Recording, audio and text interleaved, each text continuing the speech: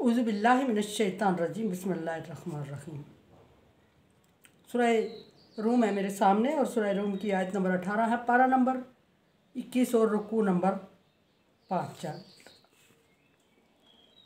आयत नंबर 17 तक अल्लाह तबारक व तआला ने मुजरिमों के मुनकरीन के अंजाम का ज़िक्र फरमाया और फिर फरमाया कि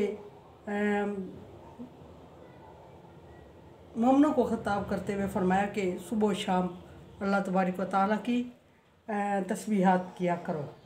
वलाहुल हम्द फिस समावाति वल अर्ज़ व अशिय्यन, और जो कुछ तुज़हरून। फिर फरमाया कि ज़मीन और आसमान में तारीफ़ के लायक भी सिर्फ़ अल्लाह तबारक व तआला की ज़ात ही है। ज़मीन और आसमान में तारीफ़ के लायक सिर्फ़ अल्लाह ही है। फिर दूसरी तरफ अगर करें तो ज़मीन और आसमान में जो चीज़ है ज़ीरो गैर ज़ीरो, वो तमाम अल्लाह तबारक व तआला की तारीफ़ बयान कर रही हैं।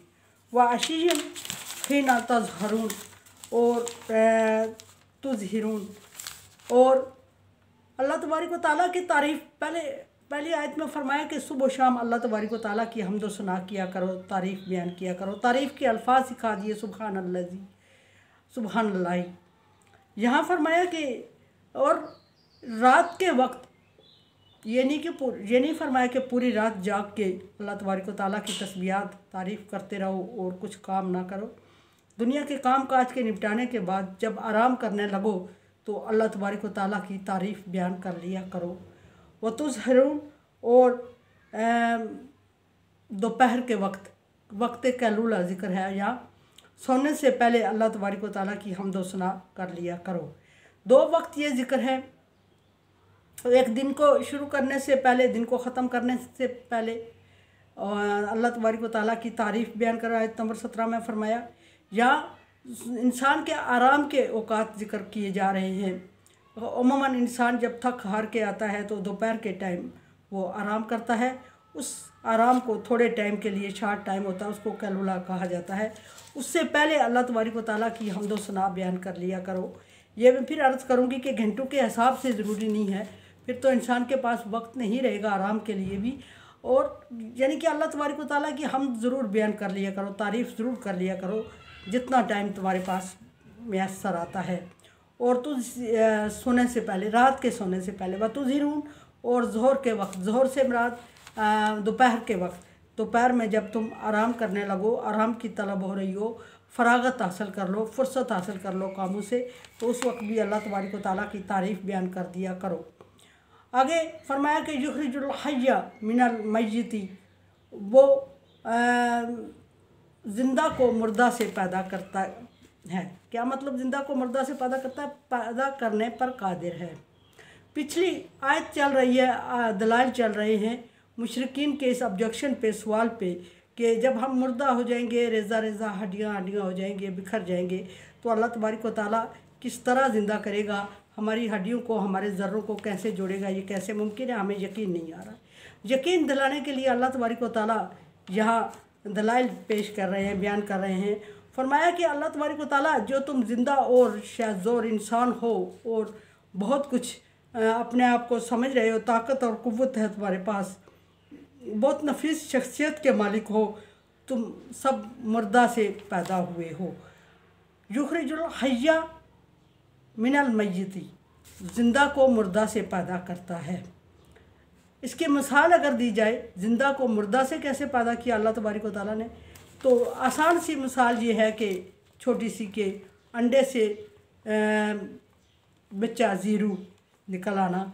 अंडा मुर्दा था और उससे ज़ीरू यानी ज़िंदा चीज़ का, जिस भी परिंदे का अंडा हो, अशरात का हो, उसमें से ज़िंदा बच्चा निकल आना, ये मुर्दा से ज़िंदा पैदा करने की मिसाल है। दूसरी मिसाल बड़े पैमाने पे अगर ली जाए तो नुत्फ़े से इंसान का वजूद में आना। नुत्फ़ा बज़ाहिर मुर्दा होता है, उसमें जान पड़ने में 4 महीने लगते हैं, पीछे इसकी बात की ज़िक्र हो चुका बारहा, और वो मुर्दा होता है। फिर अल्लाह तबारक व तआला की कुदरत कामिला से उसमें जान पड़ती है और वो जान पड़ती है तो जिस चीज़ का नुतफ़ा हो उसी तरह की तख्लीक, उससे कहीं ताकतवर, उससे कहीं खूबसूरत, जो पहले वाली थी उससे खूबसूरत और ताकतवर मखलूक वजूद में आती है। इंसान हो, जानवर हो, चरिंद परिंद हो, हर एक चीज़ के नुतफ़े से ज़िंदा मखलूक तख्लीक पाती है। फरमाया कि वयुखरिजुल मय्यत मिनल हय्य, और फिर मुर्दा ज़िंदा से मुर्दा पैदा करने पर कादिर है, ज़िंदा से मुर्दा पैदा करने पर कादिर है। बाद दफ़ा ज़िंदा और सही सलामत और बहुत अच्छे ताकत और सेहत रखने वाले लोग या जानवर जो भी हैं, वो जब किसी अगली मखलूक को अपनी जनरेशन को जन्म देते हैं तो उनसे ज़िंदा की बजाय मुर्दा बच्चा पैदा हो जाता है।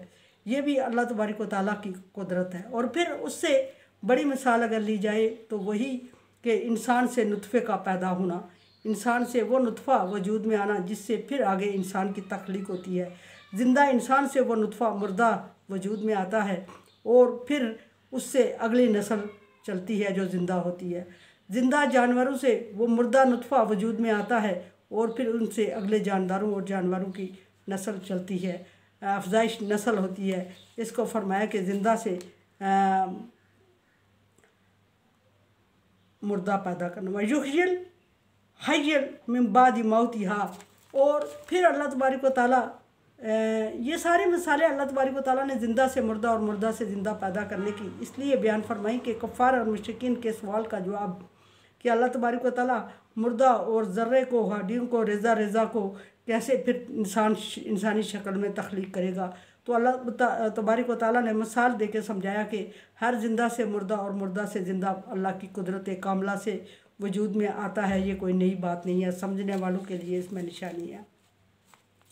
फिर आगे अल्लाह तबारक व तआला ने फरमाया कि वो ज़मीन को, इसके बाद अगली बड़ी मिसाल दी कि तुम्हारे सामने ज़मीन को मुर्दा करता है अल्लाह तबारक व तआला, और ज़मीन बंजर हो जाती है और खनखनाती हुई मिट्टी की तरह हो जाती है। लगता है कि कभी इसमें कोई जीरू, इसमें कोई सब्ज़ा चारा, कोई रोईदगी होगी ही नहीं। फिर यकदम अल्लाह तबारक व तआला उस ज़मीन को ज़िंदा करता है बादल के कतरों से, बारिशों से, और वो सरसब्ज़ और शादाब हो जाती है और लगता है कि कभी ये मुर्दा थी ही नहीं। और फिर जब अल्लाह तबारक व तआला अपनी कुदरत कामला दिखाते हैं तो वही ज़मीन मुर्दा शक्ल इख्तियार कर लेती है। यानी बार बार ज़मीन की हैयत और शक्ल मुर्दा से ज़िंदा और ज़िंदा से मुर्दा में तब्दील होती है। ये अक्ल वालों के लिए ये निशानियां हैं, ये समझने वालों के लिए निशानियां हैं। मुशरिकीन का सवाल था कि कोई निशानी दिखा। अल्लाह तबारक व तआला ने ये सारी निशानियां मुशरिकीन के सामने बयान करके फरमाया कि अल्लाह ज़िंदा को मुर्दा और मुर्दा को ज़िंदा किस तरह करेगा और किस तरह करता है तुम्हारे सामने, लेकिन तुम्हें समझ, शऊर और अक्ल नहीं है। फरमाया कि कज़ालिकल तुखराजून, इसी तरह तुम लोगों को जो सवाल कर रहे हो कि अल्लाह मिट्टी से कैसे ज़िंदा करेगा, इसी तरह तुम लोगों को भी ज़मीन से निकाला जाएगा जिस तरह ज़मीन से रोईदगी उगती है। कुरान समझे, देखे समझे और सब्सक्राइब करें और सदका जारिया में मेरा साथ दें।